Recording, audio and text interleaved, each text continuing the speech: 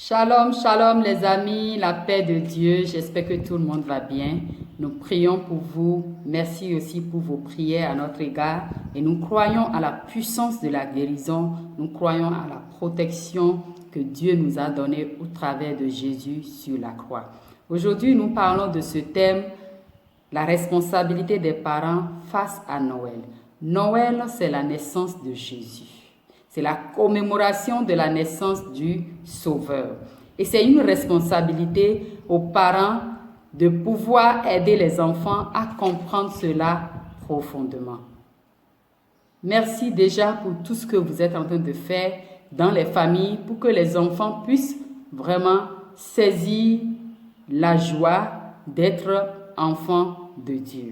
Et lorsque nous lisons dans Ésaïe, chapitre 9, verset 5, un enfant est né pour nous, un fils nous est donné. Il a reçu l'autorité d'un roi. On lui donne pour nom conseiller merveilleux, Dieu fort, Père pour toujours, Prince de la paix. Ça, nous avons besoin vraiment que nos enfants puissent le maîtriser.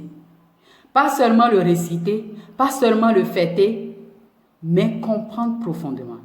Parce que nous sommes en face d'une génération qui a besoin de la connaissance de la parole de Dieu.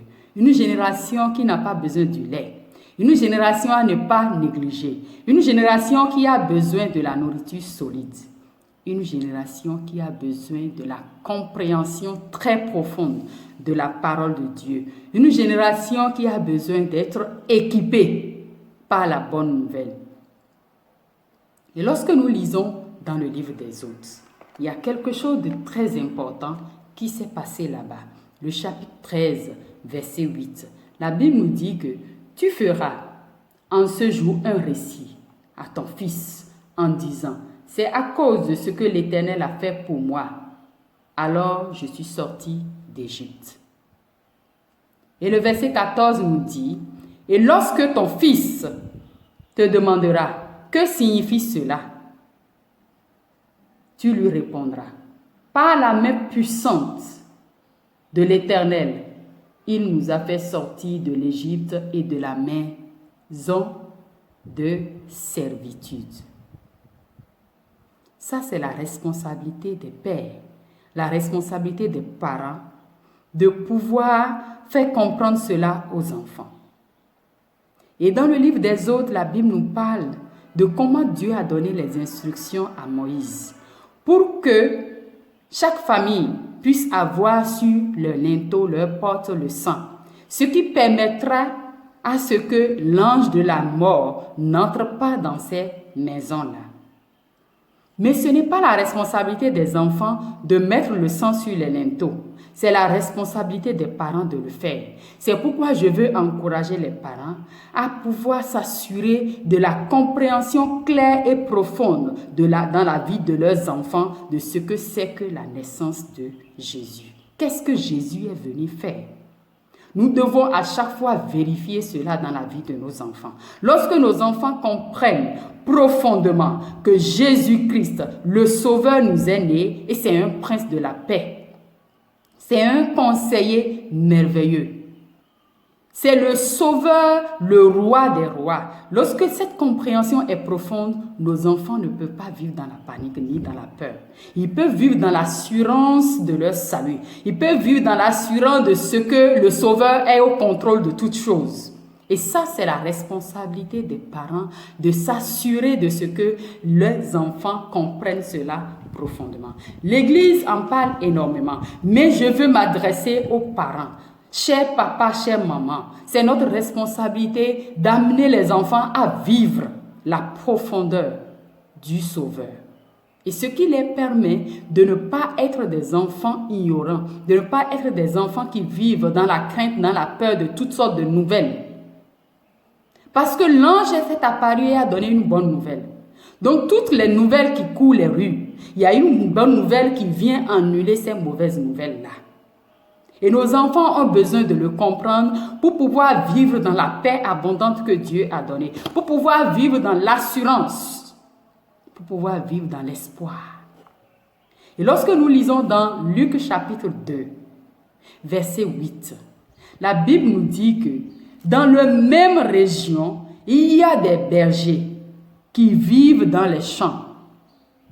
Et pendant la nuit, ils gardent leurs troupeaux. Un ange du Seigneur s'est apparu devant eux. Devant qui?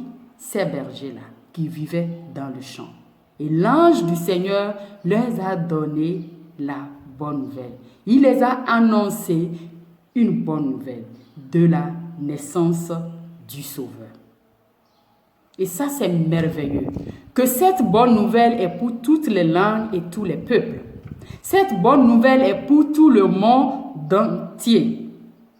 Et ces bergers, lorsqu'ils ont entendu l'ange de l'Éternel leur donner la bonne nouvelle, ils étaient contents et merveilleux. Et quand ils voient, ils racontent ce que l'ange, le verset 17, quand ils le voient, ils racontent ce que l'ange les a dit sur cet enfant.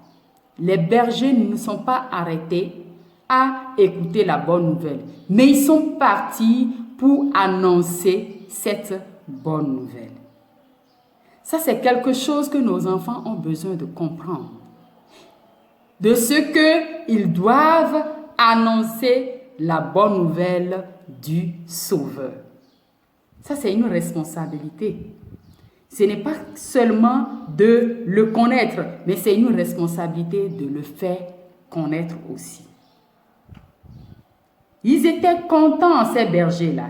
Et toutes les personnes qui écoutaient ces bergers étaient étonnés. Ils étaient tous dans la joie. Donc ces bergers ont accompli une mission.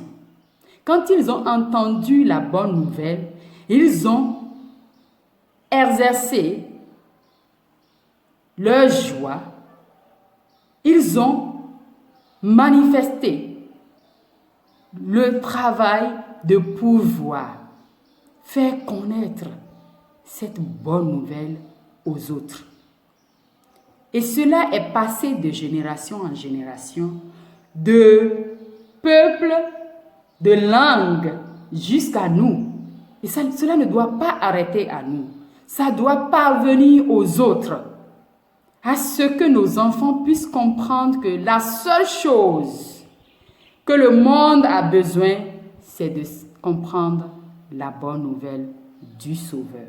Cet espoir que Dieu a manifesté par la naissance de Jésus-Christ ne doit pas rester seulement à un niveau, mais ces anges ont annoncé et les bergers aussi ont apporté cette bonne nouvelle à d'autres.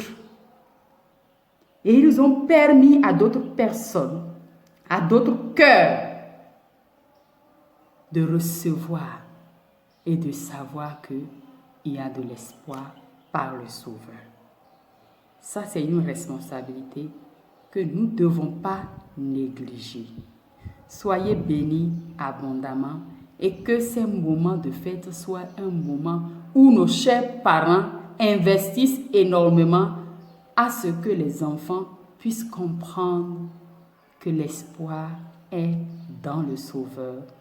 La bonne nouvelle de Jésus-Christ annule toutes les autres mauvaises nouvelles et nous donne de l'assurance. Partagez cette vidéo, abonnez-vous et que la fête soit belle. Soyez bénis abondamment.